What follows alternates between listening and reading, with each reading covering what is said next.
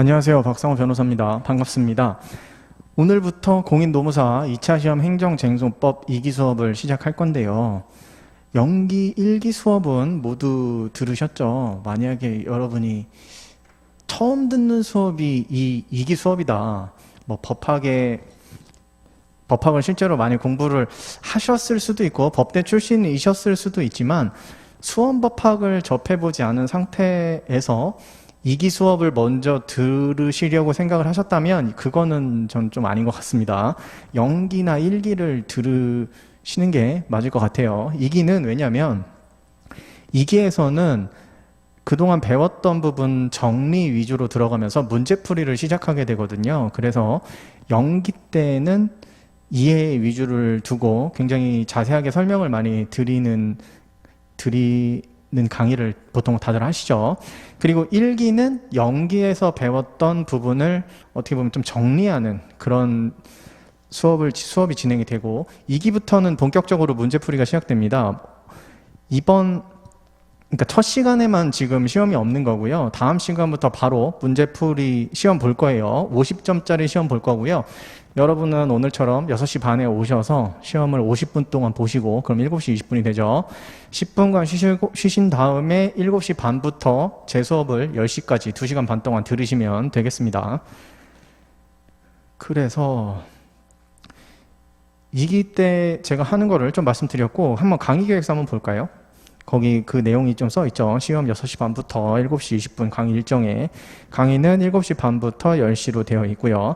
그래서 제가 2기에서는요 여러분들한테 세세하고 상세하게 설명을 드리기는 어렵습니다. 왜냐하면 절대적인 시간이 굉장히 부족해요. 제가 보니까 2기에서 수업을 하는 절대적인 시간이 0기에 비교했을 때 절반도 안 되고요. 한 40%가 좀 넘습니다. 절대적인 시간을 비교했을 때. 1기랑 비교를 해도 한 60%가 좀 안 되게 시간이 배정이 돼요. 왜냐하면 횟수 차이도 당연히 있고 그 다음에 2기에서 여러분들 앞에 50분 시험 보시는 거 있고 하면 수업을 하는 시간은 실제적으로 굉장히 줄어들게 됩니다. 그래서 어쩔 수가 없죠. 여러분들 시간을 많이 투자하고 설명을 많이 드리면 이해도가 올라가는 건 너무나 당연한 겁니다. 그런데 여러분들은 이미 0기, 1기에서 어느 정도 행정쟁송법을 접해 보셨을 거고 그걸 가지고 이해를 어느 정도는 하셨을 거다라는 생각을 하고 있기 때문에 최소 이해도는 하셨을 거 아니에요. 0기, 1기만 들으셨다 하더라도. 그래서 어느 정도는 알고 계셔야지 수업을 따라오실 수 있을 겁니다. 만약에 모르신 상태에서 이 수업을 그냥 따라오기는 쉽지 않으실 겁니다. 자, 그러면 수험법학, 우리는 행정쟁송법에서 어쨌든 좋은 점수를 받아서 합격을 하는, 캐리하는 과목이 되어야 되는 걸 지금 목표로 삼고 있잖아요. 그런데 항상 문제는 여러분은 행정쟁송법만 하시는 게 아니라는 거죠. 다른 수업들, 다른 과목들도 있잖아요. 그런 과목들과 시간을 적절히 잘 배분을 하면서 행정쟁송법에 어쨌든 모든 과목이 다 그렇지만 최소한의 시간을 들여서 최대의 효과를 뽑는 걸 목표로 하는 거 아닙니까? 그래서 수험법학은 결국에는 암기로 귀결될 수밖에 없기는 합니다. 그런데 암기하기가 너무 힘들고 어렵고 고통스럽잖아요. 그래서 최대한 암기를 좀 덜 해보자 라는 게 제가 수험 생활을 할 때도 그렇고요. 그게 목표였어요. 어떻게 하면 덜 외울 수 있을까? 그래서 제가 내린 결론은 그겁니다. 한 3가지 정도가 있는데요. 첫 번째는 이해를 충분히 하자. 이해를 하면 할수록 암기의 부담은 줄어들게 되어 있습니다. 여러분들 왜를 알면 이 어떤 그 쟁점에 대해서 왜라는 거에 대해서만 좀 해결이 많이 되면 그래 그 내용은 이렇게 흘러가서 이런 걸 써야 되지 라는 거를 어느 정도 적을 수가 있어요. 외우지 않아도. 그리고 나서 두 번째, 그럼에도 불구하고 반드시 외워야 되는 중요 문구들, 판례 문구들 아니면은 학설 내용이라든지 이런 것들이 틀림없이 있습니다. 그런 것들은요 여러분들이 이해만 해서 여러분들의 언어로 쓰면요 점수를 많이 받을 수가 없습니다.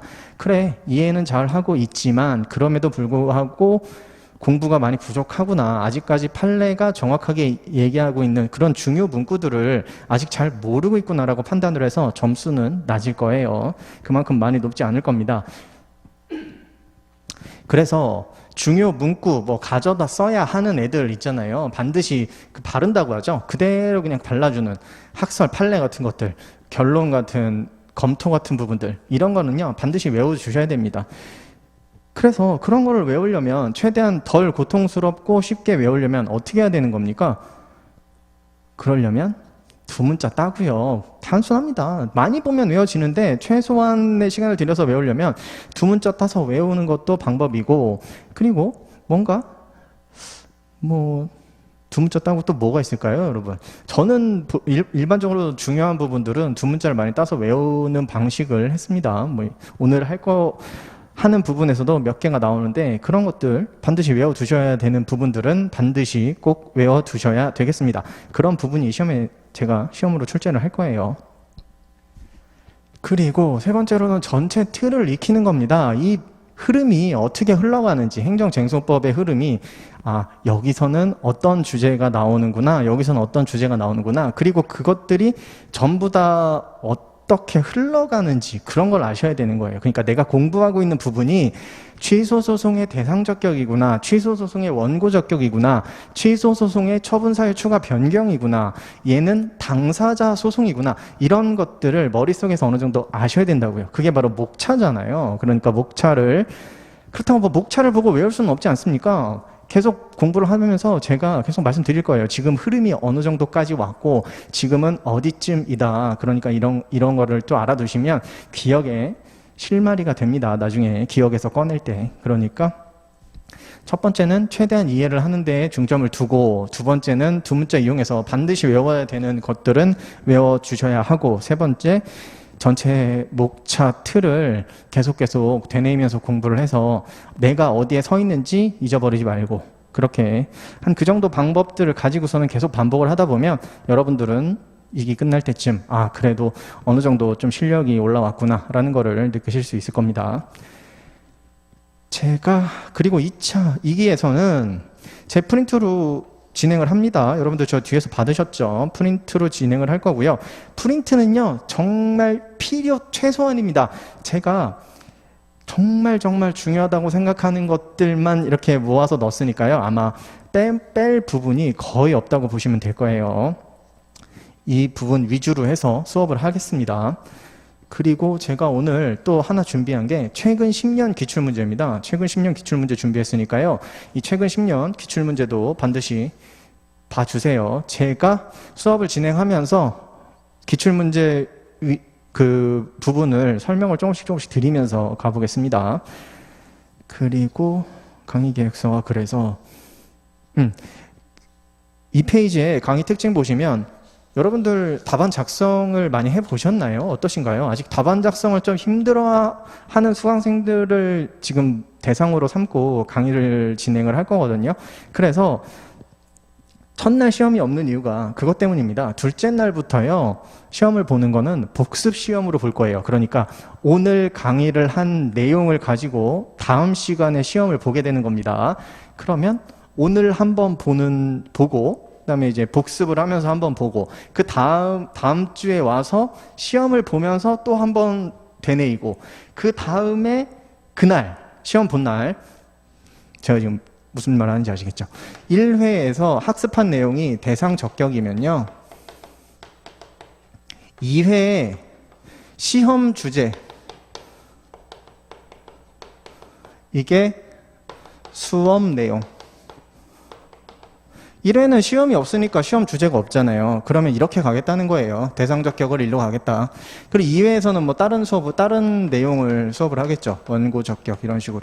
하기 전에 수업을 하면서 이날 나온 문제에 대해서 또 간단하게 풀 거 아닙니까? 그러니까 여러분들은 수업에서 한 번 들으실 거고, 그 다음에 수업이 끝나고 복습으로 한 번 또 보실 거고, 세 번째로 시험을 치면서 한 번 또 보실 거고, 그 다음 2회 수업에서 요 시험 내용을 다시 한번 간단하게라도 리뷰를 할 테니까 총 4번 정도 이번 2기를 돌아가면서 2기를 진행하면서 같은 주제, 중요 주제에 대해서는 4번까지도 볼 수 있는, 그렇게 진행을 하도록 하려고, 그래서 제가 복습 시험으로 본다고 말씀을 드린 거예요.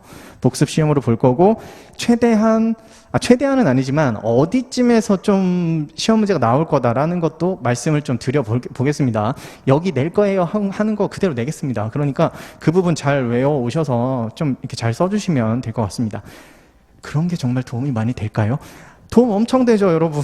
뭐 나오는 거 예상하고 있다고 해서 여러분들이 반드시 그거를 정말 잘 쓰신다는 보장은 또 없습니다. 왜냐하면 일단 암기가 많이 부족하실 거고, 그걸 정말 잘 외워서 쓴다 하면 이게 쓰면서 어디가 좀 부족한 부분이 생길 거예요. 그게 바로 실전 연습인 거니까 반드시 여러분들은 시험을 잘 참석을 하셔서 잘 써보는 연습을 하시면 되겠습니다. 복습 시험의 방식은 그런 거였고요. 그리고 연기 1기 강의를 수강한 수험생을 대상으로 하는데 최소한 연기 1기 중에 하나는 들으셔야 됩니다. 물론 뭐 저는 지금 2기 수업을 처음으로 여는 거여서 제 수업은 연기 1기 수업이 없잖아요. 하지만 다른 선생님들의 수업을 여러분들은 들으셨을 거 아닙니까? 연기 1기 최소한입니다. 2개 다 듣는 건 아니지만 연기나 1기 둘 중에 하나는 듣고 오셔야 되는 게 최소한이라고 보시면 됩니다. 여러분들의 합격을 위해서 만약에 연기 1기를 듣지 않고 2기부터 시작하겠다. 추천드리지 않습니다. 빨리 가서 연기나 1기부터 시작을 하시면 될 거예요. 제 프린트로 진행을 하고 거기 강의 교재에 행정쟁송법 5판 요 하명호 교수님 요 책이거든요. 그런데 요 책이 반드시 필요하냐? 그렇지 않습니다. 필요 없어요. 여러분들은 이미 기본서를 가지고 계실 거니까. 왜죠? 연기 1기 둘 중에 하나는 들으셨을 거를 전제로 해서 지금 말씀을 드리는 거잖아요. 그러니까 하나는 가지고 계실 거 아닙니까? 그 기본서로 보세요. 그 기본서로 보시고 제 프린트로 정리를 좀 해주시면 좋겠습니다. 물론 제 프린트를 보고 버리셔도 상관없어요. 여러분들은 어딘가 시험 전날까지 가져가는 자료가 필요한 거니까 그게 제 프린트가 돼도 좋고 그렇지 않아도 상관없습니다. 하지만 제가 수업을 진행할 때는 제 프린트로 진행할 거니까 제가 수업을 진행할 때는 요걸 한번 보면서 같이 진행을 하시는 게 좋을 것 같아요. 물론 이걸 가지고 이 내용은 이 프린트가 좀 괜찮은 것 같은데 라고 하는 거를 여러분들이 보시는 뭐 자료라든지 교과서라든지 이런 데 옮겨 놓는 것도 좋습니다. 물론 뭐 상관없습니다. 어떻게 정리를 하는 건 결국에는 여러분의 몫이니까 시험 전날 내가 보고 갈 자료를 만드는 게 수험 과정이라고 생각하거든요, 저는. 그러니까 여러분들은 어떤 거를 시험 전날 내가 정말 시험 전날 볼 건지 그거를 결정을 하셔서 그것만 보세요. 딴 거 이거 좀 괜찮은데? 라는 거 생각한다고 책 또 이것도 사고 저것도 사고 이거 정리하고 저거 정리하고 막 별로 좋지 않습니다. 2기부터는요 여러분 양을 줄여가야 됩니다. 양을 늘리시면 안 돼요. 중요한 것 위주로 양을 줄여서 확실하게 중요하다라고 이제 각종 여러 선생님들이 다 얘기하시잖아요. 저도 그렇고 제가 중요하다고 이야기하는 것도 있고 그런 거 위주로 공부를 하셔서 시험장에 가시면 됩니다. 다들 모르는데 나는 이거는 외워서 써서 나 혼자 좋은 점수 받아야지. 이런 거는 그냥 운에 여러분들의 시험을 거는 거잖아요. 그거는 별로 좋은 방법이 아닙니다. 다 같이 중요하다고 생각하는 거를 위주로 공부를 하셔야 됩니다. 그리고 법전 필요합니다. 여러분들 웬만하면 시험용 법전이 제일 좋아요. 왜냐면 지금부터는 법전을 조금씩 볼 거고 법전을 보는 것도 우리가 실전에서 참고가 되는 거는 법전이잖아요. 그러니까 이 법전을 보는 연습을 같이 해야 되니까 법전은 꼭 있으셔야 됩니다. 근데 물론 꼭 노무사용 시험용 법전은 아니어도 상관은 없습니다. 그런데 있는 게 좋겠죠. 뭔가 이 시험에 관련된 법전이 있는 게 더 좋습니다. 그러니까 법전 꼭 필요하니까 수업 시간에도 법전은 종종 볼 거예요. 왜냐면 법전이 여러분들이 참고할 수 있고 활용할 수 있는 정말 강력한 무기가 되어야 하니까 법전 꼭 준비해 주시고요. 웬만하면 시험용 법전으로 준비해 주시면 좋겠습니다. 그러면 간단하게 오리엔테이션은 여기서 마무리를 하고 수업을 시작해 볼까요?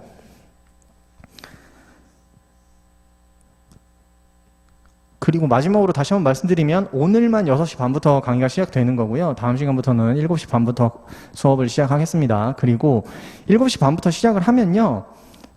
중간에 한 번을 조금 길게 쉴지 아니면은 강의를 좀 짧게 가져가면서 뭐 50분, 10분, 50분, 10분, 30분 이렇게 수업을 할 건지 그거는 그때그때 좀 다르게 진행을 해보도록 하겠습니다. 집중력이 50분이 지나가면 조금 떨어지는 면이 아무래도 있어요. 그런데 또 그렇게 또 여러 번 쉬면서 하는 거를 또 싫어하는 분들도 계셔서 그거는 제가 좀 그때그때 정해서 진행하도록 하겠습니다. 그러면 이제 시작하겠습니다. 프린트 1페이지 행정소송 개관. 행정소송의 의의. 행정소송이라 함은 행정청의 공권력 행사에 대한 불복 및 기타 공법상의 법률관계에 대한 분쟁에 대하여 법원이 정식의 소송 절차를 거쳐 행하는 행정쟁송 절차를 말한다. 사실 여러분 이 행정소송의 의의를 쓸 일이 있을까요? 거의 없을 겁니다. 2페이지까지는요 일단 행정소송 개관이잖아요. 전체적으로 행정소송이 어떻게 구성이 되어 있는지 정도만 보는 거예요. 법전을 좀 펴볼까요? 행정소송법 한번 가보시겠어요? 행정소송법 가보시면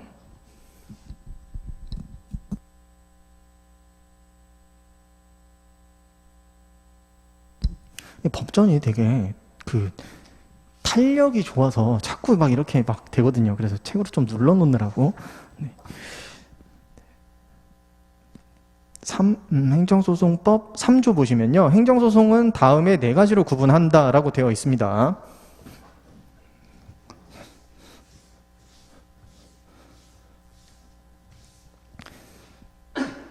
우리가 시험 과목은 행정쟁송법이잖아요.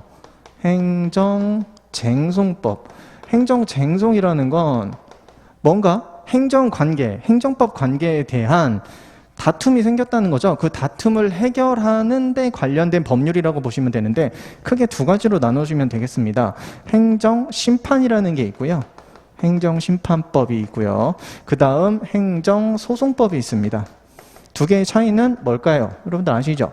행정심판법은 누가 하는 겁니까? 행심위가 이 심판을 하는 거죠. 행심위, 행정심판위원회라는 것.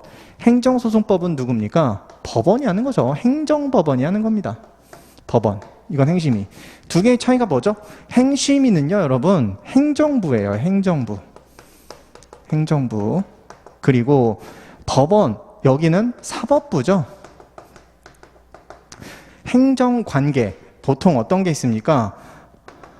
허가, 취소를 해버리네요. 어떤 상대방 국민 갑에게 우리 행정청, 시장, 구청장 이런 분이 허가 취소라는 처분을 합니다. 엄청나게 중요한 처분. 우월적 지위에서 일방적으로 행하는 공법행위. 그리고 이 공법행위는 갑의 권리 의무에 크게 영향을 미치게 되는 거죠. 이렇게 허가 취소 같은 걸 하게 되면 이 갑은요 어떻게 다퉈야 되는 거죠? 행정심판위원회에다가 이거 허가 취소가 이상합니다. 잘못된 것 같아요. 위법해요. 라고 하면서 이 허가 취소를 없애주세요. 즉 허가 취소를 취소해주세요. 라고 하면서 행정심판을 제기할 수도 있고 아니면 야, 같은 행정부잖아. 을시장도 행정부죠. 그 다음에 행심위도 행정부죠. 그러니까 행정심판을 청구하는 게 아니고 행정소송, 취소소송 위주의 행정소송을 제기할 수도 있게 되는 겁니다. 행정소송을 제기할 수도 있게 되는 거죠. 이렇게. 이게 바로 행정쟁송법입니다. 그러니까 행정심판으로 갈 수도 있고 행정소송으로 갈 수도 있는 거예요. 여기는 법원에다가 여기는 행심위에다가. 그러니까 국민이 권리 구제를 받기 위해서 이러한 절차들이 있는 거죠. 그래서 위로 갈 때, 즉 국민이 행정심판을 제기했을 때 관련된 법이 행정심판법이고요. 행정소송, 법원으로 갔을 때 관련된 법이 행정소송법이 되겠습니다. 그러면 지금 행정소송 위주로 먼저 보는 거예요. 우리가 여러분들 공부하실 때 행정심판과 행정소송의 비율이 한 2대8 정도라고 보시면 됩니다. 행정소송이 훨씬 중요해요. 한 8대2 정도로 중요합니다. 행정소송이 훨씬 더 중요하니까 행정소송을 제 강의 계획서에도 있죠. 행정소송 위주로 계속 진행을 하고 마지막에 행정심판을 살펴보도록 하겠습니다. 그리고 여러분 굉장히 유사해요. 유사한 제도들, 정말 동일한 제도들도 몇 개 있고요. 그러니까 행정소송 위주로 여러분들도 공부를 하시고 행정심판은 이런 게 행정심판에 있구나 뭐 그런 식으로 좀 알아두시면 될 것 같아요. 자, 아까 행정소송법 3조에서 이제 행정소송의 종류가 나오게 됩니다. 종류를 한번 볼까요? 거기 보시면 항고소송 있고 그 다음 당사자 소송 있고요. 그 다음 민중소송 있고요. 그 다음 기관소송도 있습니다. 이렇게 4개가 있는데요. 항고소송은요, 또 어떻게 나뉘죠? 취소소송, 그 다음 무효등 확인소송, 그 다음 부작위 위법 확인소송, 이렇게 나뉘게 되죠. 이 종류를 규정한 게 행정소송법 3조고요. 항고소송에 이렇게 종류를 규정한 게 또 행정소송법 4조죠. 항고소송에 대해서 규정한 게 3조에서 이렇게 4조에서 이렇게 규정을 하고 있습니다. 그리고 가장 중요한, 그럼 총 소송을 몇 개라고 볼 수 있을까요? 하나, 둘, 셋, 넷, 다섯, 6개 정도로 볼 수가 있겠죠. 가장 중요한 거, 취소소송이 가장 중요합니다. 이 취소소송과 나머지 소송 5개, 하나, 둘, 셋, 넷, 5개의 소송의 중요도 비율이 한 어느 정도 될 것 같으세요? 여기도 마찬가지로 한 8대 2 정도로 보시면 됩니다. 8대 나머지 2. 그런데 사실 민중소송, 기관소송은요, 얘는 거의 비중이 없습니다. 아마 안 나올 거예요, 시험에. 안 나올 거고, 당사자 소송, 부작위, 무효등 확인 소송, 한 이거 3개 합쳐서 한 8대 2 정도 비율이 될 겁니다. 취소소송. 그러니까 취소소송이 엄청나게 중요하다는 걸 알 수가 있죠. 취소소송 위주의 소송법을, 우리 행정소송법은 취소소송 위주로 구성이 되어 있다는 걸 일단 알아두셨으면 좋겠습니다. 그래서 우리는 9회면요, 거의 한 7회는 이 취소소송 위주로 배울 거고요. 나머지 2시간에 행정심판도 할 거고, 무효등, 부작위, 당사자 소송까지 할 겁니다. 민중소송, 기관소송 안 하나요?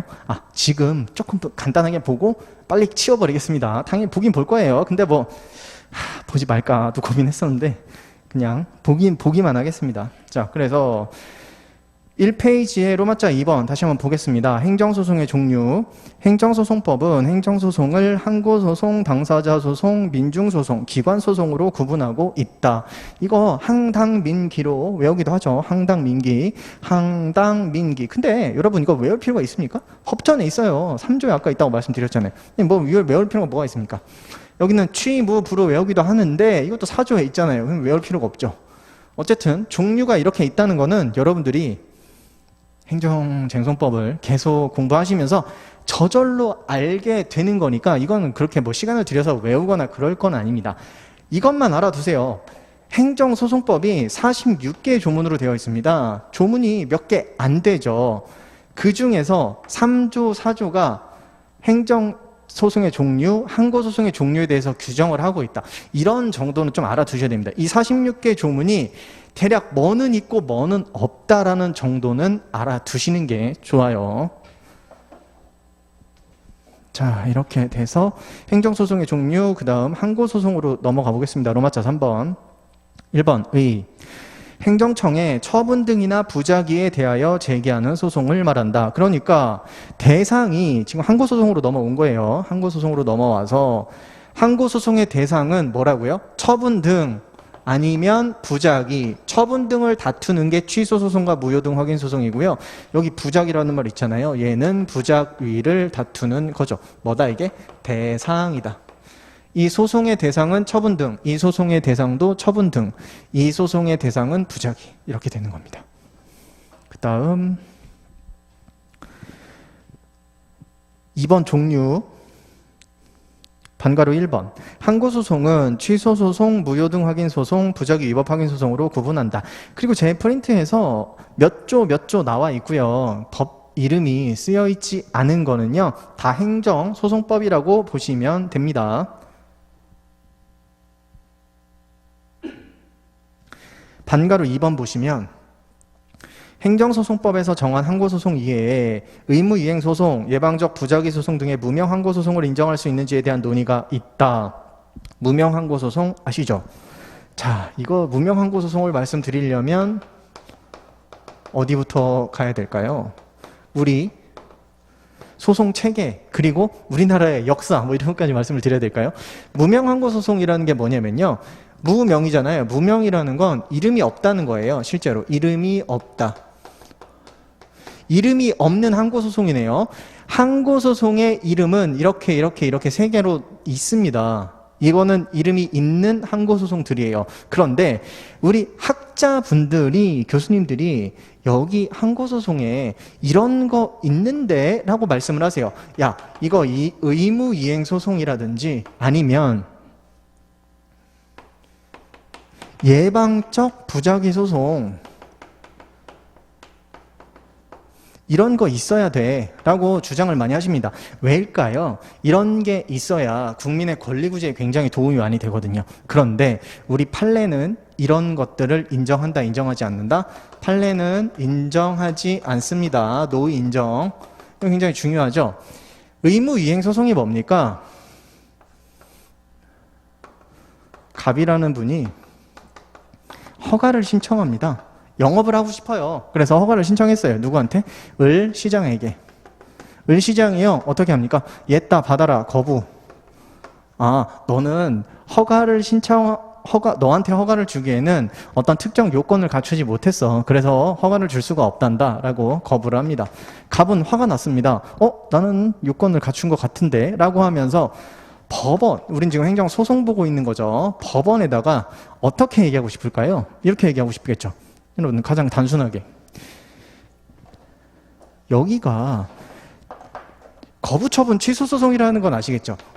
여러분들 연기 1기 들으셨을 테니까 거부처분 취소소송이라는 굉장히 간접적인 권리구제 방식을 우리 행정소송법이 채택을 하고 있잖아요. 그래서 그래, 거부가 위법한지 아닌지만 따져서 거부가 위법해? 그럼 거부를 날려주는 거죠. 법원에서.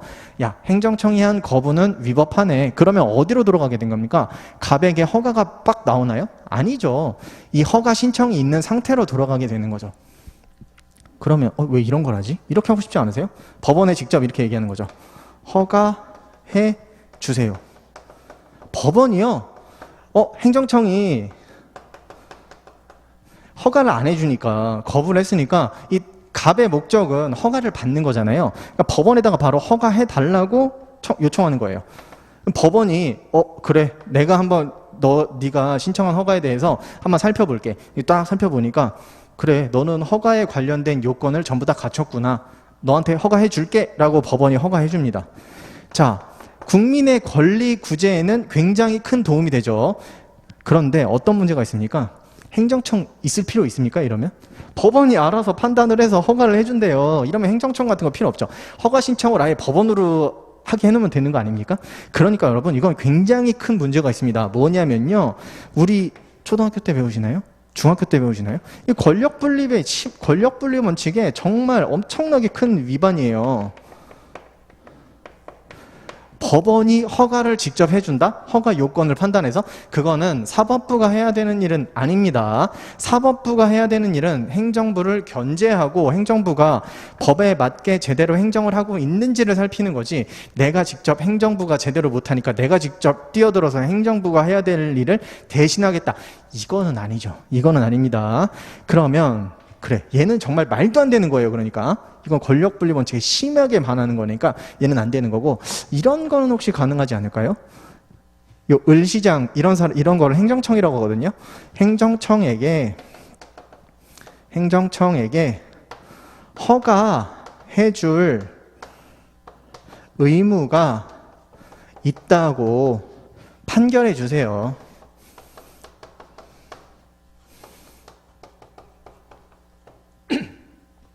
의무가 있으니까 그 의무를 이행하라고. 법원이 어떻게 판단하는 겁니까? 갑이 이렇게 얘기하는 거예요.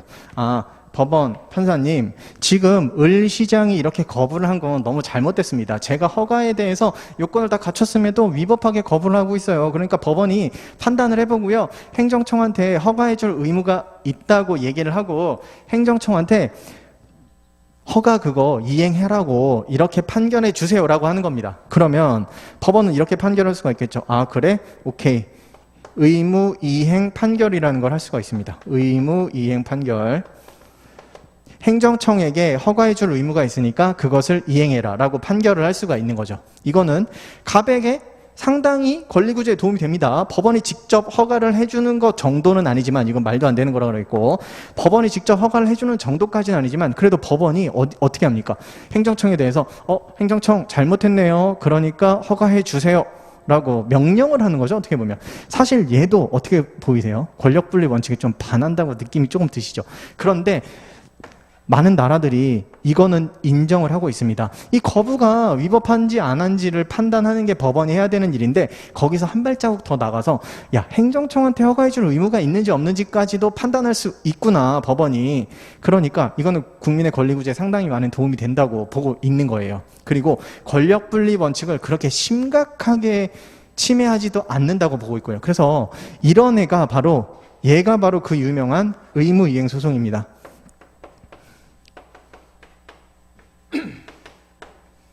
이 의무이행소송을 인정하자는 견해는 뭐다? 국민의 권리구제에 굉장히 큰 도움이 된다. 그런데 반대하는 견해가 있습니다. 그게 뭐죠? 행정의 제1차적 판단권은 행정청에게 있다 라고 좀 유식하게 이야기하는데요. 결국에는 권력분리 원칙 위반이에요. 이것도 어느 정도 사법부가 행정부의 그 역할을 조금 침해하고 있다고 볼 수도 있잖아요. 그리고 우리나라는 전통적으로 사법부랑 행정부랑 입법부랑 어디가 제일 강했습니까? 행정부가 제일 강했죠. 왜냐하면 군부 독재 시절도 겪었고, 그 다음에 독재 시절도 겪었고 하면서 행정부가 굉장히 큰 나라였단 말이에요. 파워가 센 나라. 근데 사법부가 행정부한테 이렇게 판결을 한단 말이야? 이런 게 어딨어? 라고 하는 거죠. 그래서 의무 이행 소송에 대해서는 만약에 법에 규정이 되어 있다면 가능한데, 법에 규정이 안 되었기 때문에 판례는 계속해서 인정을 하고 있지 않은 겁니다. 어떤 얘기인지 아시겠죠? 방금 제가 말씀드린 거, 의무이행소송 그리고 예방적 부작위 소송과 같은 이런 무명 항고 소송을 인정할 수 있는지 없는지에 대한 논의가 있어요. 그리고 지금 상당히 이 논의가 많이 진행이 됐거든요. 그래서 다음 행정소송법 개정안이 매번 올라왔다가 폐기되고 통과가 안 돼서 폐기되고 그러는데, 매번 들어가 있는 1순위가 바로 이들입니다. 얘네가 있으면요, 국민의 권리구제에 굉장히 큰 도움이 되거든요. 그리고 다른 나라들도 있는 나라들이 상당히 있고, 그래서 얘네들이 현재까지는 인정이 되지 않는다. 이게 굉장히 중요한 주제입니다. 긍정설은 뭐라고요? 부정설은 뭐라고요? 한번 읽어보겠습니다. 로마자 3번에 2번, 거기에서 반가로 2번을 보고 있어요. 행정소송법에서 정한 항고소송 이외에 의무이행소송, 예방적 부작위 소송 등의 무명 항고소송을 인정할 수 있는지에 대한 논의가 있다. 1. 국민의 권리구제 실효성을 위하여 무명 항고소송을 인정하자는 견해가 있어요. 그런데 2. 행정작용에 대한 제1차적 판단권은 행정청에게 있으므로 법원이 행정청에게 어떠한 처분을 명하는 것은 권력분리 원칙에 반하므로 인정되지 않는다고 보는 것이 타당하다. 어떤 얘기인지 아시겠죠? 이게 부정설 논거기도 하면서 판례 논거라서 같이 뭉뚱그려서 하나로 썼습니다. 여러분들은 답안지에 이제 쓰실 때 만약에 혹시 무명 항고소송 파트가 시험에 나온다면 이 반가로 2번 정도를 잘 써주시면 되겠습니다. 이게 뭐 25점으로 나올 문제는 사실 아니어서요. 그렇게 막 학설, 판례, 검토 이렇게 완전히 다 나눠서 쓸 거는 아니라고 판단이 됩니다. 그래서 우리는 취소소송 위주의 편제를 가지고 있죠. 이렇게 굉장히 권리구제에 간접적인 권리구제 방식을 취하고 있어요. 그러니까 얘도 안 되고 얘는 뭐 너무나 말도 안 되게 안 되는 거고 이렇게 되고 있어요. 그러면 굉장히 특이하죠. 갑이 원하는 건 결국에는 허가를 받는 게 목적인데 허가를 신청했는데 거부를 당했습니다. 그러면 할 수 있는 게 바로 이거예요. 거부처분 취소 소송을 할 수밖에 없어요. 행정소송으로는. 그러면 이 거부처분 취소 소송, 아 그래 거부가 위법한지 아닌지 판단해야겠네. 법원이 이제 판단하는 겁니다. 아 거부를 할 때 뭔가 행정청이 절차를 위반했다든지 아니면 이 거부를 할 때 을시장이 해야 되는데 아니면 을시장이 안 하고 뭐 다른 주체가 했다든지 주체 하자가 있을 수도 있고요. 절차의 하자가 있을 수도 있고 거부를 하는데 정확하게 문서 형식에 맞춰서 해야 되는데 문서로 하지 않았다는 형식의 하자가 있든지 아니면 이 거부를 할 때 반드시 고려해야 되는 사항들을 고려하지 않고 했다든지 뭐 그런 문제들이 있어서 이 거부가 위법하면요. 위법하네 라고 해서 인용 판결합니다. 취소 소송에서 인용 판결은 취소 판결이죠. 원고 승이라고요. 그럼 갑이 이겼어요. 아 거부가 드디어 날아갔구나. 거부처분 취소 소송이 인용됐습니다. 그러면 이 거부가 날아가게 되는 거죠. 그러면 갑한테 허가가 바로 나옵니까? 아까도 말씀드렸지만 바로 나오지 않죠. 허가 신청 있는 상태로 돌아가게 됩니다. 그래서 그러면 이제 어떻게 하는 겁니까? 다시 또 신청해야 되나요? 그건 아니고요. 나중에 여러분들이 이미 배우셨겠지만 기속력이라는 게 작용을 해요. 행정소송법 30조에 있는 기속력이라는 게 작용을 해서 을시장은요 재처분 의무라는 거를 부담하게 됩니다. 야 이렇게 판결이 나와서 다시 꼭 반드시 처분을 해줘. 이 취소 판결의 취지에 따라서 판결을 해야 돼. 그렇다는 건 여기 이 거부가 위법했으니까 이 위법함을 없애고 판단을 해라. 처분을 해라. 재처분 의무라는 게 발생을 하게 되죠. 그래서 웬만하면 허가가 나올 텐데 다시 거부가 될 수도 있습니다. 어떨 때죠? 보통 중간에 법령이 개정이 되는 경우 이런 경우들이 나타날 수가 있겠죠. 기속력 부분 가서 자세하게 합니다. 이 부분은 기속력 부분 가서 기속력 너무 중요하죠. 이건 너무너무 중요한 주제니까요. 무명항고소송에서 지금 거부처분 취소소송이 어떤 형식으로 진행이 되는 건지 그리고 기속력까지 해서 말씀을 드려봤습니다. 다음 3번 취소소송. 행정청의 위법한 처분 등을 취소 또는 변경하는 소송을 말한다. 취소소송 가장 중요하다. 엄청 중요합니다. 막 말씀드리고서는 한 줄이네.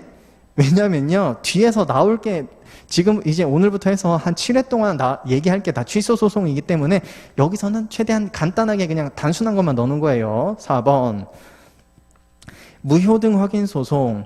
행정청의 처분 등의 효력 유무 또는 존재 여부를 확인하는 소송을 말한다. 무효 등 확인 소송이라는 거는요, 여러 개의 확인 소송을 하나로 뭉뚱그려서 말하는 게 무효 등 확인 소송인데요. 그 종류는 대략 5가지로 보시면 되겠습니다. 첫 번째가 무효 확인 소송이 있고요. 그 다음 유효 확인 소송도 있습니다. 그 다음 실효 확인 소송.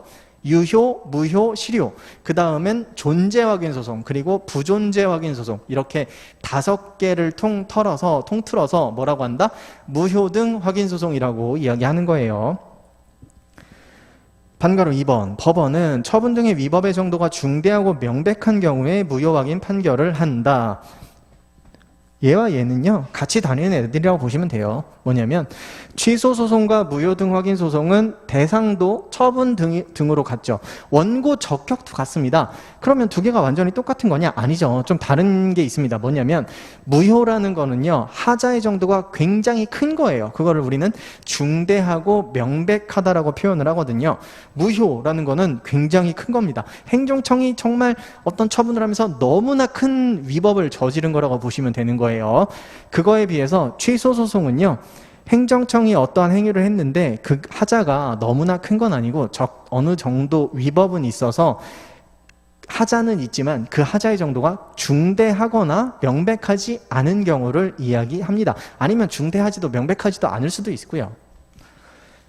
중대하지도 명백하지도 않은데 위법이라고? 단순 위법이라고 합니다. 그런 걸 단순 위법. 그래서 취소소송, 무효 등 확인소송 이렇게 2개 같은 대상을 소송의 대상으로 하고 있습니다. 처분 등이라는 걸. 무효 등 확인 소송에서는요 제소기간의 제한도 받지 않고요 행정심판 전치주의, 필요적 행정심판 전치주의가 적용됨에도 불구하고 행정심판을 거치지 않고 바로 무효 등 확인 소송을 제기할 수도 있습니다. 그래서 반가로 2번 처분 등의 위법의 정도가 또 굉장히 중요한 그 차이였어요.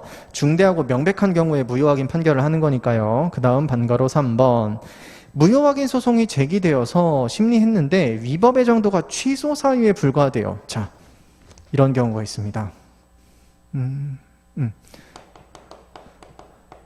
제기된 소가요. 제기된 소라고 쓸까요? 소제기보다는 제기된 소. 원고가 이렇게 제기한 거예요. 제기된 소. 취소 소송을 제기했습니다. 그리고 무효확인 소송을 제기했어요. 두 개가 다른 거라고 보시면 돼요. 자, 1번 사례, 2번 사례. 원고가 취소 소송을 제기한 이유는 뭡니까? 내가 나한테 한 어떤 처분에 취소 사유가 있구나, 위법하구나. 하지만 그게 엄청 하자가 크지는 않아서, 큰 거는 아니어서 뭐다? 취소 사유에 불과하다 라는 표현을 많이 쓰거든요. 취소 사유에 불과하구나, 그러니까 이거 취소해 주세요 라고 얘기를 하면서 취소 소송을 제기한 거죠. 그런데 법원에서 심리를 해보니까 심리한 결과 그 하자의 정도가 무효 사유예요. 무효 사유. 하자가 중대하고 명백했던 거예요. 그랬을 때 판결 어떻게 합니까? 판결을 이렇게 합니다. 취소 소송 제기됐는데 심리한 결과 무효 사유 있으면 판결은 취소 판결합니다. 무효 사유인데? 왜 무효라고 안 해주지? 왜냐면요, 취소 소송, 그러니까 취소 사유, 무효 사유, 뭐가 더 큰 겁니까? 무효 사유가 더 큰 거죠? 이건 마치 이거라고 보시면 돼요. 원고가 100 달라고 했는데 법원에서 심리해 보니까 야, 너 100이 아니고 500 받아야겠다라고 하면서 500으로 판결을 하는 겁니다. 이거 가능한가요? 이거 가능하지 않습니다. 어디가 가능하지 않냐면요, 이거 가능하지 않아요. 심리에서 원고가 받을 게 500이 있네 라고 얘기는 할 수 있습니다. 법원이 심리는 그렇게 할 수 있어요. 하지만 그럼에도 불구하고 원고는 100을 청구했기 때문에 100까지 밖에 판결을 할 수가 없습니다. 이게 바로 처분권주의라는 우리 민사소송, 행정소송, 각종 소송들을 꿰뚫는 가장 중요한 원칙 중에 하나라고 보시면 되는 거예요. 이 심판의 대상, 범위는 원고에게 달려있다. 당사자에게 달려있다. 그게 바로 처분권주의라고 보시면 됩니다. 이것도 똑같다고 보시면 돼요. 취소 소송, 하자가 10이라고 생각을 한 거예요. 근데 심리한 결과 하자가 100이었어요. 그러면 100으로 판결할 수 있다고요? 없다고요. 원고는 10까지 달라고 했으니까 100이 인정이 되더라도 10으로 판결해줘야 되는 겁니다. 이게 뭐다? 처분권주의 때문에. 두 번째, 나한테 어떤 허가 취소가 나왔어요. 야, 이런 처분이 말이 돼? 이건 당연히 무효지, 이런 처분은 라고 하면서 무효확인 소송을 제기했습니다. 근데 심리한 결과 취소 사유인 거예요. 이거는 뭡니까? 내가 100을 청구했는데요, 심리한 결과 10밖에 위법이 없네요. 이랬을 때는요, 어떻게 해야 됩니까? 그냥 10 판결 내리면 되겠네 라고 생각하실 수도 있겠지만, 여기서는 두 가지로 좀 나눠서 보셔야 됩니다. 왜냐면 제가 여러분들 이해하기 쉬우시라고 10, 100, 10 이렇게 썼는데, 사실 무효확인 소송인데 취소 사유가 있다는 거는요, 당사자는 무효를 확인해 달라고 청구를 한 거죠. 소송을 제기를 한 겁니다. 근데 취소 사유밖에 없으면 원래는 취소 소송으로 가야 되는 겁니다. 그러니까 소송을 원고가 잘못 선택한 거죠. 이런 경우를 대비해서 우리 행정소송법에서는 소의 변경이라는 규정을 가지고 있습니다. 무효확인 소송, 그리고 취소 소송으로 바꿀 수 있게 한다고요. 자, 그러니까 이렇게 볼 수 있습니다. 무효확인 소송을 제기했는데 심리한 결과 취소 사유밖에 없으면 취소 판결할 수 있다가 답인데요. 근거가 달라요. 첫 번째 근거는 뭐냐면 취소 소송으로 소 변경하게 해서 취소 소송으로 소 변경하게 한 다음에 취소 판결해야 된다라는 견해가 있습니다. 이게 학설이에요. 학설. 그런데 우리 판례도 마찬가지입니다. 취소할 수 있다. 취소 판결할 수 있다고 하는데요. 이거는 소 변경 이런 거 상관없이 그냥 할 수 있다. 판례. 그냥 취소 판결할 수 있다라고 이야기를 해요. 이유가 뭐냐고요? 원고가 원하는 거는요, 이게 반드시 무효인 걸 확인하는 겁니까? 저한테 온 처분, 예를 들어서 어떤 처분입니까 지금? 이거예요. 허가 취소 당한 거예요. 허가 취소 당해서 여러분들 직접 허가 취소를 당했다고 생각을 해보십시오. 정말 짜증나고 화가 날 것 같지 않습니까? 그런데 이 허가에 그러면 뭔가 위법이 보였다고 생각을 해보세요. 그러면 이런 행정청이 법도 제대로 안 지키면서 이렇게 나한테 처분을 한단 말이야? 이런 말도 안 되는 이런 무효인 처분을 당하면 원래 굉장히 크게 다가올 거 아닙니까? 그래서 무효다라고 하면서 무효 확인 소송을 제기한 거죠. 아니 이렇게 하자가 심한데, 근데 하자가 무효인 거는 쉽게 인정됩니까? 인정되지 않거든요. 그래서 보니까 취소 사유밖에 없었던 거예요. 그래서 취소 사유밖에 없었을 때 어떻게 해라? 취소 판결할 수 있다. 대신 취소 소송으로서 변경하게 해서 취소 판결할 수 있다. 하지만 우리 판례는요, 이렇게 얘기하는 거예요. 무효 확인 소송이 당사자가 이런 큰 하자가 있는데 당연히 무효지, 그러니까 무효임을 꼭 확인해줘 라고 하면서 당사자가 제기하는 게 아니고요. 나한테 한 허가 취소가 하자가 너무 중대하고 명백해서 무효인 것 같아서 제기는 했는데, 결국에 이 사람의 목적은 이 허가 취소를 없애는 거예요. 무효라도 없애주고, 무효임을 확인해서 없앨 수도 있고, 원래부터 무효였으니까, 아니면 하자가 있으니까 취소시켜서 없애주세요도 원한다고 하고 있다고요. 그래서 우리 법원은 그렇게 보고 있는 겁니다. 결국에 원고가 원하는 건 이 허가 취소라는 이 처분을 없애주는 거 아니냐. 그러니까 무효 확인 소송은 취소 소송도 취소 판결을 구하는 취지도 가지고 있다라고 보고 있죠. 그래서 우리 판례는 취소 판결할 수 있다라고 하고 있습니다. 또 중요한 거, 여기서는요, 이 취소 판결의 이름을 이렇게 이야기합니다. 무효 선언하는 취소 판결. 그냥 한마디 써주는 거예요. 처분을 취소한다라고 주문이 나가는데 그 앞에 이렇게 써주는 겁니다. 피고가 원고에게 한 허가 취소 처분은 무효임으로 취소한다라고 한마디 써주는 거예요. 내가 심리해보니까 무효 사유더라. 그런데 원고가 구하는 게 취소니까 취소해 줄게 라고 하는 이런 좀 특이한 판결을 무효 선언하는 취소 판결이라고 이야기합니다. 자, 여기까지 하면 3번이죠. 3번 한번 읽어볼게요. 무효 확인 소송이 제기되어 심리한 결과 위법의 정도가 취소 사유에 불과한 경우 1. 무효 확인 청구는 취소 청구를 포함하므로 취소 소송 요건을 충족한 경우 취소 판결을 할 수 있다고 보는 견해가 있으나, 취소 소송과 무효 확인 소송은 소의 종류를 달리하는 별개의 소송이므로 법원은 성명권을 행사하여 무효 확인 소송을 취소 소송으로 변경하도록 한 후 취소 소송 요건을 갖춘 경우 취소 판결을 하는 것이 타당하다. 물론 여기서 제가 하나 설명을 누락한 게, 취소 소송으로 소 변경하게 한다는 거에서 무효 확인 소송이 취소 소송으로 바뀔 때 그 변경되는 소 있잖아요. 취소 소송으로 바뀌는 거니까 그 소송이 적법해야 된다는 조건이 하나 들어갑니다. 여기도 마찬가지예요. 판례는 그냥 취소 판결할 수 있다라고 이야기하면서 대신 요건은 하나 갖춰야 되지라고 하면서 이런 얘기를 하고 있죠. 뭐죠? 취소 소송 요건 갖춰야 함. 어떤 얘기인지 아시겠죠? 첫 번째도 이 요건 갖춰야 되고요. 두 번째도 이 요건은 갖춰야 되는 겁니다. 만약에 이런 요건이 필요가 없으면요, 무조건 다 무효 확인 소송 제기할 겁니다. 우리 판례에 따르면. 판례에 따라서 결론이 이렇게 나오는 거 알면 일단 무조건 무효 확인 소송 제기하고 보는 거죠. 그러면 법원이 알아서 판단을 해서 취소 사유네? 그럼 취소 판결. 무효 사유네? 무효 확인 판결. 아니 이런 좋은 게 있는데 왜 못하러 취소 소송 제기할 겁니까? 제기하겠습니까? 취소 소송은요, 무효 확인 소송보다 갖춰야 하는 요건도 몇 개가 더 많거든요. 자, 무효동 확인 소송 보셨고, 다음 5번 부작위 위법 확인 소송입니다. 행정청의 부작위가 위법하다는 것을 확인하는 소송을 말하고요. 부작위라 함은 행정청이 당사자의 신청에 대하여 상당한 기간 내에 일정한 처분을 하여야 할 법률상 의무가 있음에도 불구하고 이를 하지 아니하는 것을 말한다.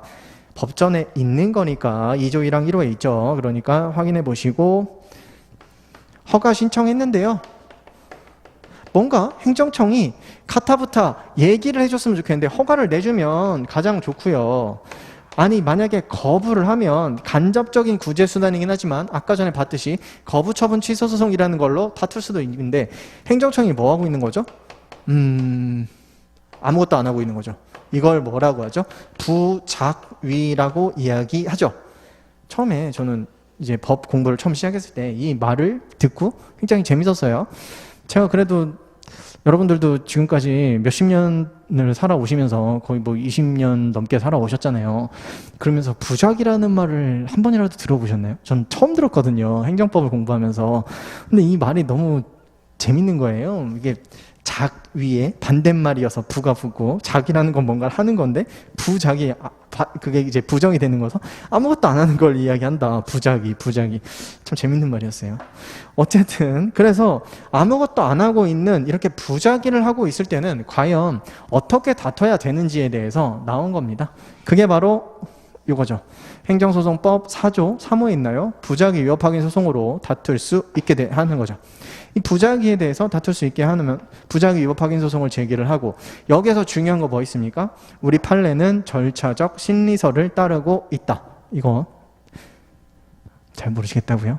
부작위 위법 확인 소송 파트 가서 할 겁니다. 부작위 위법 확인 소송에서는 중요한 게 그거밖에 없잖아요. 당상처부 제가 지금 두 문자 말씀드리는데 이거 사실 여러분 법조문에 있으니까 외울 필요가 없죠. 당상처부라고 하거든요. 당사자의 신청, 상당한 기간, 그 다음에 처분 등을 해야 할 의무가 있음에도 불구하고 부는 일을 하지 아니하는 것. 그래서 당상처부 이렇게 외우기도 하는데 뭐 법조문에 있는데 뭐 외울 필요가 뭐가 있습니까? 우리 2조 1항 2호에 부작이라고 있잖아요. 그러니까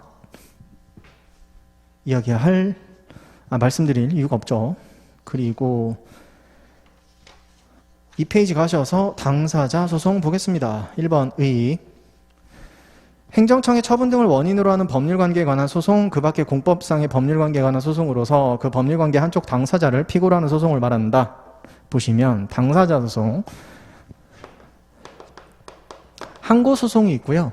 그 다음 당사자 소송이 있습니다. 행정소송은요. 그리고 밑에 민증소송, 기관소송이 있는데 그거를 잠깐 빼고 여기다 이걸 하나 넣어볼까요?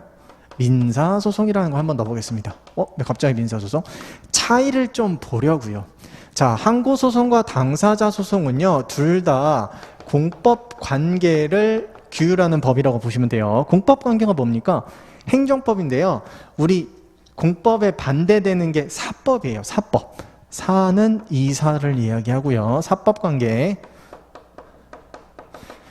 공법관계와 사법관계 당연히 다르죠.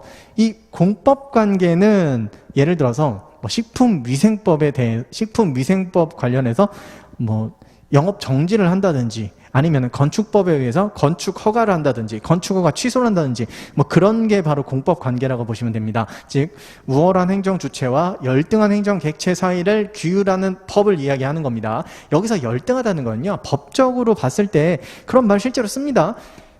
건축 허가 해줄 때요. 우월적 지위에서 일방적으로 당신은 그 요건 갖췄으니까 허가해 줄게요. 그리고 식품위생법 보고 지금 뭐 위생 상태 불량이니까 영업 정지합니다라고 우월적 지위에서 일방적으로 하는 거지 무슨 사법관계처럼 서로 간에 계약을 가지고 하는 게 아니잖아요. 그래서 공법관계, 사법관계 차이 이렇게 나는 게 이쪽이 바로 공법관계를 규율하는 거구나. 항고소송과 당사자소송은 둘 다 공법관계를 규율하는 거고요. 그리고 민사소송은 사법관계를 규율하는 겁니다. 이거의 차이예요. 그런데 얘네들도 차이가 있어요. 항고소송과 당사자소송도 차이가 있단 말이에요. 얘랑 얘 사이는 어떤 차이가 있냐면 항고소송은 처분 등을 대상으로 하는 겁니다. 처분 등과 부작인데 처분 등이라고 할게요. 당사자소송은요. 처분 등이 아닌 겁니다. 이렇게 생각하시는 게 제일 편해요. 물론 우리 법에서는 공법상 법률관계를 대상으로 한다고 하는데 그렇게 생각하지 마시고 그거는 우리 법조문에 나와 있는 표현이고 이렇게 생각하시면 됩니다. 처분 등이 아닌 공법관계를 규율하는 그 소송이다라고 보시면 되겠습니다. 그래서 차이, 당사자 소송 어떻게 보면 좀 박쥐 같은 애라고 보이죠? 항고소송과 유사한 면도 있고 민사소송과 차이가 있고요. 그리고 항고소송과 차이는 이렇게 있고 민사소송과 차이는 이렇게 있고 하지만 항고소송과 같은 위치에 있는 거는 둘 다 공법관계라는 사실. 그리고 당사자 소송과 민사소송도 좀 같은 그 성격을 가지고 있는 건 우월적 지위에서 일방적으로 행하는 거에 대한 게 아니고요. 당사자 소송, 민사소송은 서로 간에 좀 대등한 관계에서 있는 공법관계를 이야기하는 겁니다. 얘는. 그리고 2번 종류 보시면 형식적 당사자 소송과 실질적 당사자 소송으로 나뉩니다. 일단 실질적 당사자 소송부터 한번 볼게요. 당사자 소송. 실질적 당사자 소송은요. 당사자 소송은 그럼 어떤 게 있냐면 이런 게 있다고 보시면 돼요. 보통 확인 소송이나 이행 소송 같은 게 있습니다. 확인 소송은요. 가장 대표적인 애가 공무원 지위 확인 소송. 공무원 지위 확인 소송이고요. 이행 소송은요. 보조금 지급 청구 소송. 한 이 정도로 보시면 될 것 같습니다. 당사자 소송의 예예요. 가장 유명한 예들. 확인 소송으로 나가는 애가 있고 이행 소송으로 나가는 애가 있습니다. 이렇게. 나중에 당사자 소송 파트 가서 또 할 거니까 여기서는 그냥 간단하게 한 번씩 보고 가는 거예요. 이런 것들을 실질적 당사자 소송이라고 합니다. 얘는 진짜 당사자 소송이지. 얘는 형식상도 그렇고 실질적으로도 실질상으로도 그렇고 실질적 당사자 소송이라고 하고요.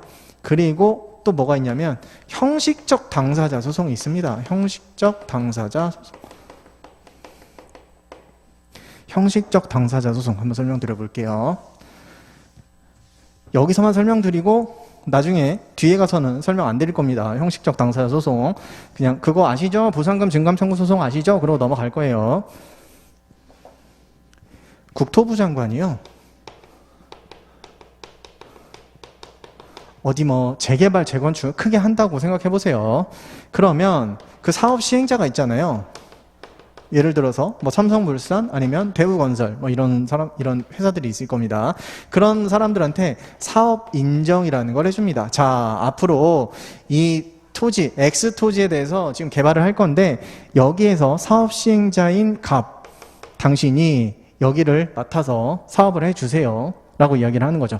그러면 이걸 받은 사업 시행자는요, 뭘 하냐면요, 이 X 토지 안에 있는 토지 소유자들과 협의를 합니다. 뭐 하는 거예요? 여기 토지 소유자들한테 토지를 다 매입을 하는 거죠. 이 갑 사업 시행자가, 건설사가 이 X 토지에 있는 토지들을 다 매입을 하고, 그 다음에 이제 뭐 공사해서 아파트 짓고 분양하고 이렇게 하는 거 아닙니까? 그걸 지금 하고 있는 거예요. 토지 소유자들과 협의를 하는데 이 협의가 잘 돼서 이 땅을 다 갑 사업 시행자가 매수했고 그 다음에 이제 건물을 올려가는 행복한 결말이 나겠습니까? 그러면은 우리는 이런 거를 공부할 필요가 없는 거죠. 협의가 안 되는 거죠. 협의 불성립. 그러니까 모든 문제가 시작되는 거 아닙니까? 갑은 사업 시행자는 어떻게 하냐면요. 이제 토지수용위원회에요.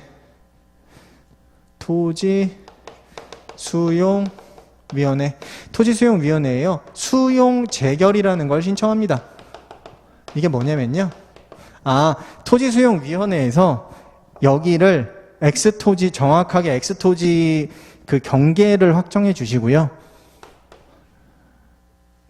경계를 확정해 주시고, 그 다음에 이 보상금도 결정해 주세요. 그렇게 하는 거예요. 여기서 그러면 수용 재결이라는 걸 해주는 거죠. 수용 재결. 수용 재결은 뭘 한다고요? 첫 번째, 크게 두 개라고 보시면 되는데, 첫 번째가, 토지, 구역 확정 정도로 보시면 되고요. 두 번째, 이게 중요하죠. 이것 때문에 지금 온 거 아닙니까? 결국에는 보상금 결정.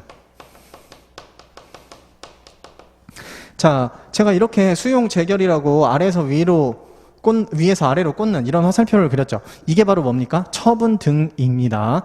행정청이 우월적 지위에서 일방적으로 행하는 처분 등, 행정소송법 제19조에 규정하고 있는 그 처분 등이라고요. 그리고 행정소송법 2조 1항 1호에서 얘기하고 있는 그 처분 등이라고요. 그러면 이 수용 재결에 대해서 누구는 다투고 싶어요? 지금 문제는 주인공은 이렇게 됩니다. 토지 소유자들 그리고 사업시행자 이렇게 둘이 주인공이에요. 불성립됐고요. 갑이 수용재결 신청했고요. 수용재결을 해줍니다. 말이 수용재결이지 결국에는 이 X 토지를 갑한테 넘기는 거잖아요. 보상금 받고 나가세요. 토지 소유자들. 그리고 정확하게 구역은 이렇게 결정하겠습니다. 이렇게 하는 거예요. 그러면 이 보상금 결정에 대해서 다퉈야 되지 않겠습니까? 누가요? 너무 낮다라고 생각하면 토지 소유자가 다툴 거고 너무 높다라고 생각하면 사업 시행자가 다툴 거죠. 그럼 이렇게 다퉈야 되는 겁니다. 이거 수용 재결 누가 했습니까? 토지수용위원회가 했잖아요. 그러니까 법원에 토지수용위원회를 피고로 해서 수용 재결 취소 소송해야 되는 거죠. 우리 행정소송법상 처분 등을 다투는 가장 유효 적절한 수단은 취소 소송이니까 수용 재결 취소 소송을 제기해서 이거 보상금 결정을 위법합니다라고 이야기를 해서 취소시키고 그러면 어떻게 합니까? 다시 X토지 요만큼 이 사람들을 을 해도 되죠.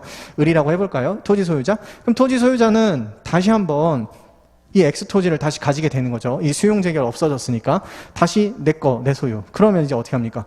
다시 또 협의하죠. 협의 또 하는데 또 불성립. 그럼 다시 수용 재결 신청. 다시 또 수용 재결 나올 겁니다. 그 보상금이 이번에는 또 사업 시행자가 마음에 안 드네요. 그러면 사업 시행자가 다시 취소 소송. 자, 이런 무용한 소송이 계속 반복될 수가 있어서 야, 이렇게 하지 마. 얘기한 거예요. 이렇게 하지 말고 결국에 보상금이 문제야? 그럼 보상금은 누구랑 지금 협상하면 끝날 문제예요? 갑이랑 을이랑 협상하면 끝날 문제 아닙니까? 갑은 낮추고 싶고 을은 많이 받고 싶으니까 이것 때문에 지금 안 맞아서 불성립 가서 수용 재결 신청해서 수용 재결까지 됐는데 이것 때문에 이게 결국에 문제잖아요. 그러니까 한 번에 끝내라. 그래서 여기서 이렇게 하도록 만들었습니다. 즉 토지 소유자가 야, 보상금 너무 낮은데 수용 재결해서 결정한 거. 그러니까 보상금을 좀 올려야겠다라고 하면서 누구를 픽으로 해서 바로 사업 시행자를 바로 픽으로 해서 그냥 얘기하는 겁니다. 보상금 올려 증가 청구 소송. 증액 청구 소송 제기하는 거예요. 만약에 이 결정된 보상금이 너무 높다라고 판단됐으면 이 사업 시행자는 토지 소유자를 대상으로 해서 어떻게 하는 겁니까? 야, 이거 보상금 너무 높은데? 보상금 감액 청구 소송. 이렇게 제기하라는 거예요. 둘 중에 하나 제기할 거 아닙니까? 그러면 이 소송 절차에서 그냥 한 번에 둘 사이에서 보상금 얼마 딱 결정해서 한 번에 끝낼 수 있으니까 이렇게 하자라고 우리 토지보상법이라고 공익사업을 위한 토지 등의 취득 및 보상에 관한 법률이라고 하는데 그걸 토지보상법이라고 짧게 이야기하거든요. 거기에서 이렇게 하라고 규정을 해놨습니다. 굉장히 합리적이죠. 원래는 이렇게 가는 게 맞는데 이렇게 하고 다시 수용 재결 받고 마음에 안 들면 또 취소 소송 제기하고 다시 수용 재결 받고 마음에 안 들면 계속 이거 반복하느니 이렇게 보상금이 문제야? 그럼 너희들이 해서 한 번에 끝내라고 이야기를 이렇게 규정을 해놓은 거예요. 자, 보시면 얘는요. 실질로는 뭘 다투는 겁니까? 수용 재결이라는 처분을 다투는 거예요. 그러니까 원래 이렇게 취소 소송으로 갔어야 되는 건데 형식은 어떤 형식을 가지고 있습니까? 둘 사이에 대등하잖아요. 대등한 사이에서 서로 소송을 제기하는 거니까 이건 당사자 소송이거든요. 그래서 얘를 바로 형식적 당사자 소송이라고 이야기를 하는 겁니다. 형식적 당사자 소송. 실질은 수용재결이라는 처분 등을 다툰다. 하지만 형식적으로는 당사자 소송, 대등한 법률관계에 있는 서로를 상대방으로 하니까 당사자 소송의 형식을 가지고 있다라고 해서 형식적 당사자 소송이라고 이야기하는 거예요. 보시면 형식적 당사자 소송은 실질적으로는 행정청의 처분을 다투는 소송이지만 형식적으로는 당사자 소송인 소송을 말한다. 이게 바로 토지보상법의 보상금 증감 청구 소송이 되겠습니다. 그 다음 3번 실질적 당사자 소송은 형식적으로나 실질적으로나 공법상 법률관계에 관한 다툼만이 대상인 당사자 소송을 말한다. 이렇게 지위확인 아니면 보조금 지급 청구 소송하는 걸 이야기합니다. 처분 등은요. 우월적 지위에서 일방적으로 하는 이렇게 행정청이 행하는 행위를 이야기하고요. 당사자 소송은 처분 등이 아니니까 서로 간에 대등한 관계에서 소송이 진행되는 거를 당사자 소송이라고 보시면 돼요. 공법 관계임에도 불구하고. 이게 차이가 이렇습니다. 처분 등인 건 이런 관계, 처분 등이 아닌 건 이런 관계. 그래서 공무원 지위 확인 소송이나 보조금 지급 청구 소송 이런 것들은요. 당사자 소송이기 때문에 어떤 그런 우월적 지위에서 일방적으로 행하는 그런 처분 등에 대한 소송이 아닌 겁니다. 이렇게 보시면 되고요. 그래서 당사자 소송까지 했고요. 그 다음 민중소송, 기관소송 해야 되는데 시간이 좀 지났으니까 잠시 쉬었다가 민중소송, 기관소송부터 하도록 하겠습니다. 지금이 40분이 좀 넘었으니까 55분부터 시작하도록 하겠습니다.